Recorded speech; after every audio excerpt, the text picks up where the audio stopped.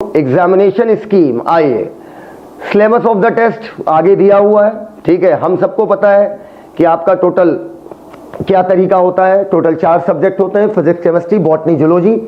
सब में section A में 35 क्वेश्चन होगा, सेक्शन बी में 15 क्वेश्चन होगा। 15 में से कोई भी 10 करने हैं। अब वो चाहे लगातार 10 कर दो, चाहे छोड़ छोड़ के 10 करो, कोई फर्क नहीं पड़ता। अल्टीमेटली टोटल 720 मार्क्स का पेपर है।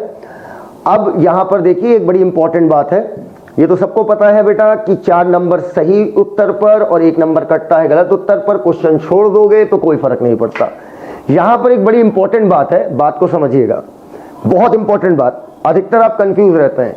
कई बार ऐसा होता है, देखो भाई एनटीए पेपर अगर बना रहा है तो वहां पर भी इंसानी पेपर बना रहा है और ह्यूमन एरर हो ही जाता है।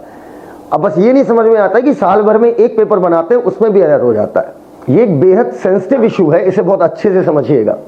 कई बार क्या होता है, एनटीए ने क्वेश्चन दिया और उसमें चारों ऑप्शन सही है, या उन 4 ऑप्शन में कोई 2 या कोई 3 सही है। एक भाई एमसीक्यू में क्या होता है, 4 में कोई 1 सही होता है भाई, आमतौर पे तो यही होता है। लेकिन एनटीए ने क्वेश्चन दिया और उस क्वेश्चन में 4 में से कोई 2 ऑप्शन सही है या कोई 3 ऑप्शन सही है। ठीक है, तो इस केस में नंबर मिलेगा या नहीं मिलेगा, या सबको मिलेगा? इस केस में नंबर सिर्फ उस बच्चे को मिलेगा जिसने किसी भी करेक्ट ऑप्शन को टिक किया होगा।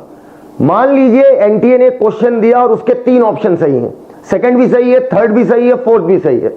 तो जिसने फर्स्ट अटेम्प्ट किया होगा उसे नंबर नहीं मिलेगा क्योंकि उसने गलत ऑप्शन चूज किया, या जिसने अटेम्प्ट ही नहीं किया उसे भी नंबर नहीं मिलेगा।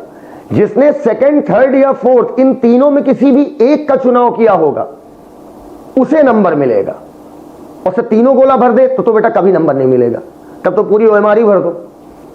तो मैंने क्या कहा, अगर किसी क्वेश्चन में 2 या 3 ऑप्शन सही है, सेकंड, थर्ड, फोर्थ मान लीजिए तीनों सही है, तो सेकंड, थर्ड, फोर्थ जो अटेम्प्ट करेगा उसे नंबर मिलेगा।